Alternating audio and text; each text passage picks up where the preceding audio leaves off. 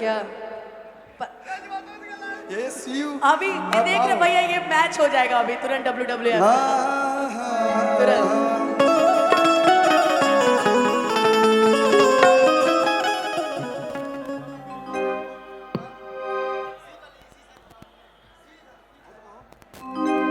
वाह, देखिए थोड़ा बहुत मस्ती मजाक जरूरी है। देखिए एक जानी गौरा माता कहा तरी कि अरे सबका के देनी स्वामी महाल अटारी,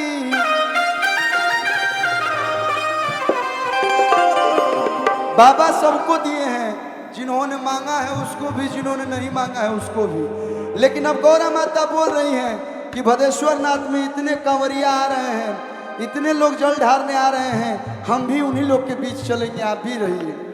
कि सबका के देनी स्वामी महल हवेली, भैया सबका के देनी स्वामी महल हवेली।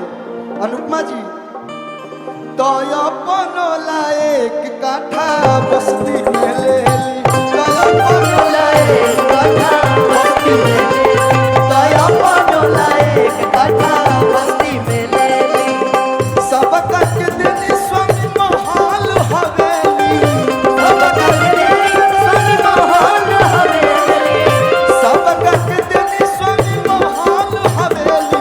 तो अपन लायक काठा गोरखपुर में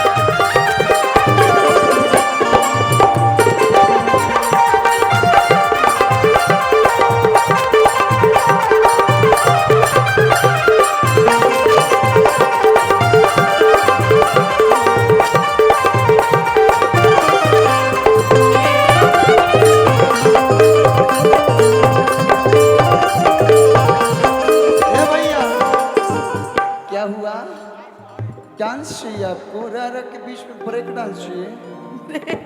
ब्रेक डांस करवा रही है अनुपमा जी, आपके लिए एक बात बोलना चाहते हैं। बोलिए। वैसे गौरा माता नाराज होके अपने मायके जा रही है। अच्छा। तो भोले बाबा कहते हैं कि हमारा के छोड़ी जदी जइबू नई हरवा, अरे जिंदगी जियल नहीं जाई हो के खियाई। देखिए क्या है, क्या है ना, हाँ हाँ क्या है ना, इसी जीवन में नहीं, उस समय भी जो पति लोग थे अपनी पत्नियों से बहुत प्यार करते थे, वो एक पल एक दूसरे के बिना नहीं रहते थे। आज ही के समय में लोग प्यार नहीं करते हैं, बट वही है कि आज के समय में लोग व्हाट्सएप पे लगा देता I miss you, I love you. तो ना जो मेहरारू अभी 1 घंटा ना भइल स्टेटस लग जाता आई मिस यू। ऐसा कल्लू जी करते कभी कभी। हमार व्हाट्सएप स्टेटस ना लगे आज तक कि अरे हमारा के छोड़ी जदी जइबू नई हरवा, जिंदगी जियल नहीं जाई हो के खियाई, के खियाई भांग बिनाई जान चली जाई हो के खियाई, भांग बिनाई जान चली जाई हो के खियाई। हमारा के छोड़ी जदी जइबू नई हरवा, जिंदगी जियल नहीं जाई हो के खियाई, के खियाई भांग बिनाई जान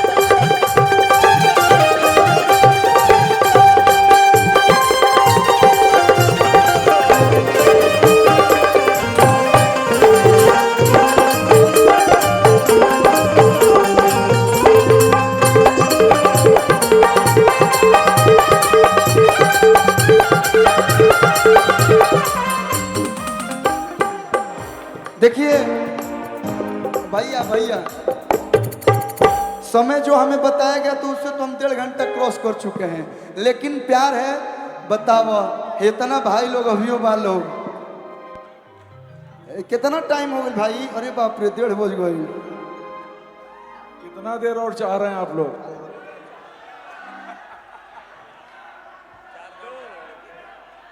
4 बजे पगलाई बड़ा का ऑर्केस्ट्रा है, हम आए हैं भजन गाने बाबा के 2-4 गो गाए हो गए, बताओ तो लोग कबे ले।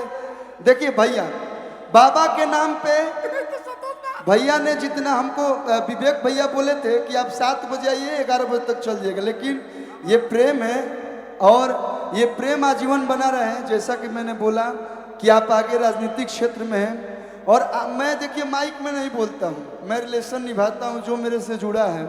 हमारे पास कुछ नहीं है, बस ये है कि जब आप ढूंढिएगा बाबा के नाम पे अरविंद अकेला कल्लू कहीं भी रहेंगे, एक दिन बस्ती के लिए जरूर निकाल देंगे, बस एक बार याद कीजिएगा।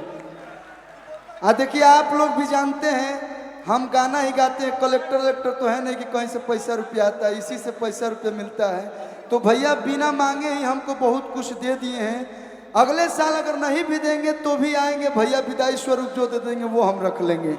लेकिन आप लोग भी वादा कीजिए कि ऐसे ही शांति से कार्यक्रम का आनंद उठाएंगे। जोरदार ताली बजा के भैया को आप लोग समर्थन दे दीजिए। भैया ने बोला कि आपने टाइम बहुत दे दिया, एगो लास्ट में आप डांस कर दीजिए भोले बाबा के भजन पे, इसके बाद जो ऐसी आपकी इच्छा। तो एगो डांस भैया हम कर देते हैं, ठीक बा? जोरदार ताली बजा दो लोग तनी हमारो नाम पे तनी मनी। और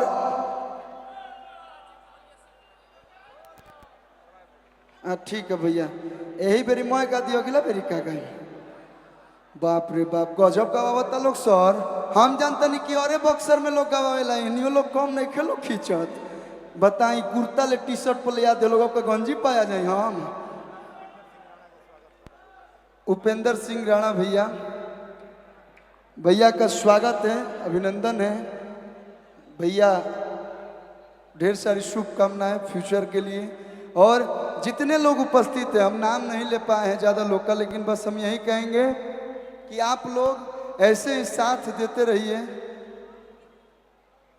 और अगला बार विवेक भैया शुरुआत आप ही को करना है। और देखिए इतना सारा प्यार आशीर्वाद मिलल आप लोग के।